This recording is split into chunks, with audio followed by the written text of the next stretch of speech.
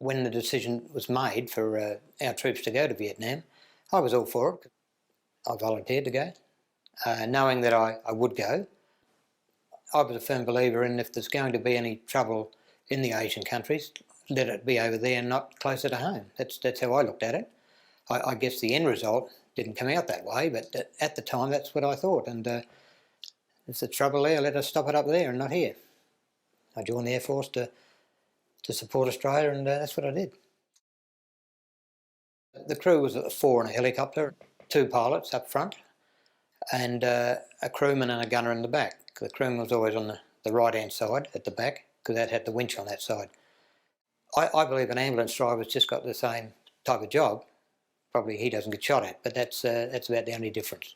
You're there doing a job, you do it the best you can. Without training, within a couple of days, just familiarising with the areas, familiarisation with the weapons again, and all that type of stuff. And I think within the first 2 weeks I had a rescue under fire with a winch operation, and seeing a foot and a leg blown off doesn't do you wonders at all. But you say to yourself, well, that's what I came here for, get on with it.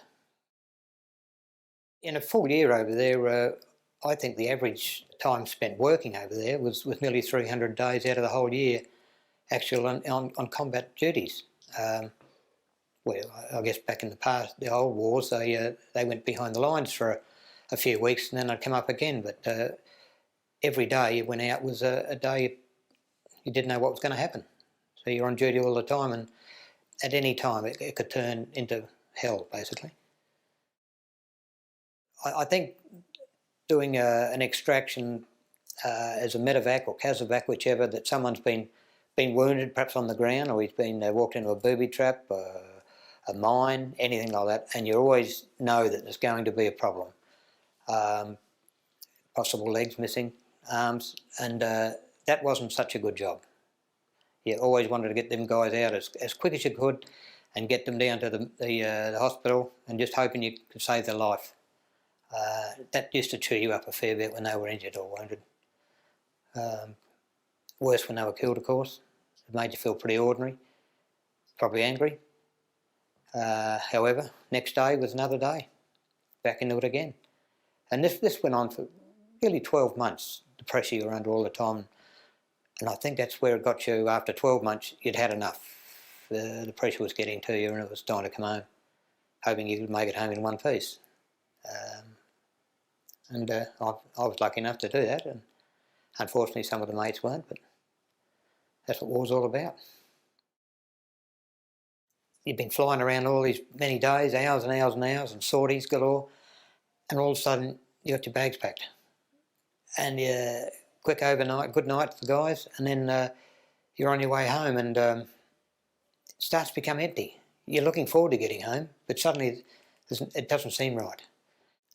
I think one of the things that let me down the most is you're home.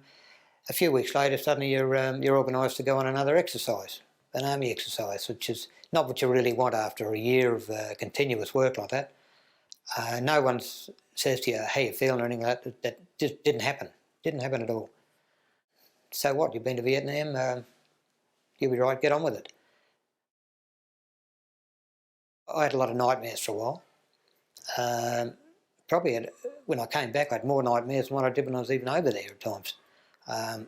These things play in the back of your mind. The Viet Cong are after you, or someone's chasing you, or what's going to happen tomorrow. That goes on for quite a bit, and you've got to sort treatment. If you don't, you suffer. It's a bonus to talk about it, and I think that is the downfall with the vets. They don't talk about it, and if you don't talk, you bury yourself. All the protesters at the time that upset a lot of people, they certainly upset me at times. Protesting against the war, sure, there's always protesters, but almost taking it out on the people that went there, and I didn't like that. And I've always thought a bit of an angry spot in there. But you're only doing what you're down to do. You get on and do it, whether a government, no matter who they are, sends you over there to fight. You do your best. You shouldn't be put down, and I think we were a lot. No matter which way they go, you've got to be supported. It's the same with the war today. The guys are over there doing a job, they've got to be supported, and if they can get the support when they come back and all the treatment, it makes it a lot easier. We didn't have that at the time. It took a long time to sort that out. For a while, you could pick any date, and you knew on that date that your mate was killed or something went wrong. You know, these dates used to pop up quite often, but I don't think of them much now anymore. You never forget your mates or people, you know, incidents you've been in. You never do. They're always in the back of your mind, but you don't let it get you down. You think of it probably every Anzac Day, I do, and think of your mates you've lost and get on with it.